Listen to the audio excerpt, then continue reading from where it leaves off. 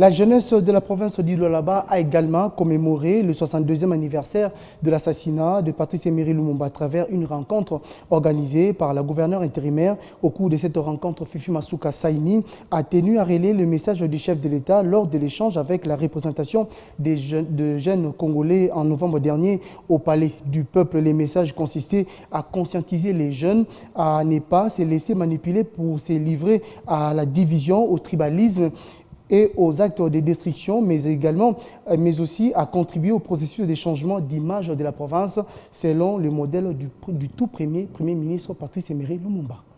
Le 62e anniversaire d'assassinat de Patrice Emery Lumumba, la gouverneure du Lualaba, l'a mis à profit d'un rassemblement immense des structures de la jeunesse. Le rôle et les défis de la jeunesse face au contexte actuel, c'est la matière sur base de laquelle la chef de l'exécutif provincial s'est entretenue avec la communauté juvénile de la province. Dans la salle polyvalente Rejoice, pleine à craquer, Marie-Thérèse Masuka Saini a justifié l'entretien par son souci de relayer le message du président de la République au cours de sa grande rencontre avec la représentation des jeunes de toute la RDC en novembre dernier au Palais du Peuple. En présence des députés provinciaux et quelques membres de son gouvernement, elle a débuté son adresse par rendre hommage à Patrice Emery Lumumba d'avoir mis sa jeunesse au profit de l'indépendance de la RDC avant de féliciter le chef de l'État qui ne cache pas sa considération envers la jeunesse congolaise, surtout en cette période où le pays est victime d'une agression injuste dans la province du Nord Kivu. Marie-Thérèse Masuka Saini a invité ensuite les jeunes Lualabais à s'enrôler en nombre dans l'armée pour libérer cette partie du pays des forces étrangères. Je rends mes hommages le plus déférents à son Excellence Félix-Antoine Tshisekedi Tshilombo, président de la République et chef de l'État, pour sa clairvoyance sur les perspectives de la jeunesse dans le développement de notre nation. Faisant allusion à l'agression, le chef de l'État a demandé aux jeunes de s'organiser en groupe de vigilance pour y faire face.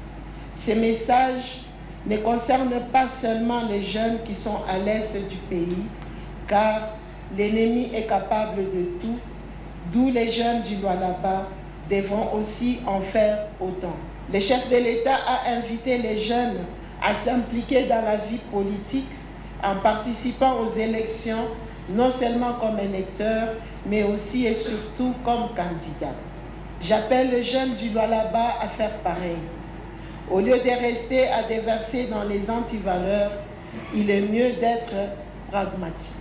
L'assistance a eu l'occasion de suivre la projection des réalisations infrastructurelles phares du gouvernement provincial en un temps record dans le cadre de la mise en œuvre de la vision du président Tshisekedi. L'autorité provinciale a sensibilisé chacun à participer massivement à l'opération d'enrôlement des électeurs prévue au Lualaba à partir du 24 janvier 2023 pour prétendre voter et se faire voter. Le chef de l'État a invité les jeunes à s'impliquer dans la vie politique en participant aux élections, non seulement comme électeurs, mais aussi et surtout comme candidats. J'appelle les jeunes du Lualaba à faire pareil. Au lieu de rester à déverser dans les antivaleurs, il est mieux d'être pragmatique. Car les futurs députés, les futurs ministres, les futurs gouverneurs, maires de la ville, les futurs bourgmestres, administrateurs de territoire, c'est vous. Prenez vos responsabilités. Vous êtes l'avenir de Lualaba en particulier et de la RDC en général. Ça n'est suivi le moment pour une bonne partie des leaders des jeunes de poser toutes les questions possibles à la gouverneure sur tous les secteurs de la vie. En province, notamment la place de la jeune fille, des étudiants et des musiciens et autres. La clarté, la précision et la sagesse de ces réponses n'empêchaient pas à l'assistance de l'interrompre par des applaudissements.